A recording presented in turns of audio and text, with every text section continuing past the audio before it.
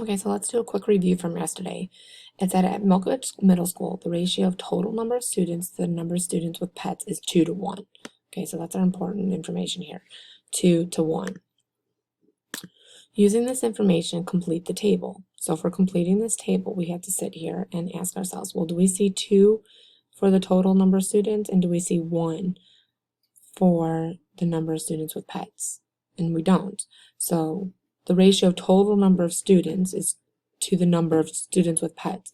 So total number of students is 2. Total number of students is 2. With pets is 1.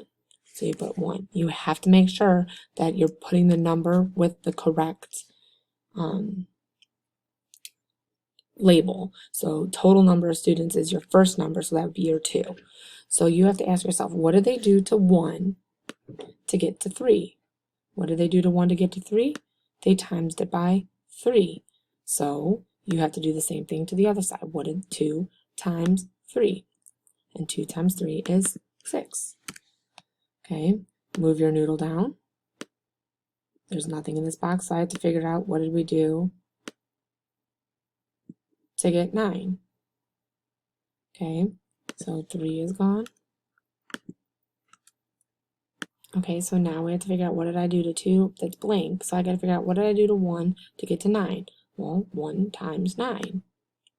So that means I have to do 2 times 9. And 2 times 9 is 18. So I'm going to move my noodle down.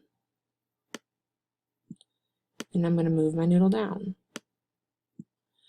Okay, well, 1 times to get a blank.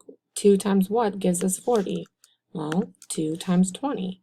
So I have to do now 1 times 20. 1 times 20. And 1 times 20 is 20. Okay, so the next question said, a wildlife coordinator maintains a ratio of 2 squirrels for every 8 birds. How many birds would there be if there are 15 squirrels? So we have to figure out what's going on here. Where's my pattern? Well, I could go 2 to 4, that's times 2. But 2 to 5, I can't do. So the pattern's not going down. The pattern is going across. So let me put this behind, move this, order this. You will not have to do this. It will be on your screen. Order, oops. Send it back. So what times 2 gave you 8? Times 4. So you have to figure out times 4. So 4 times 4, 16. Okay.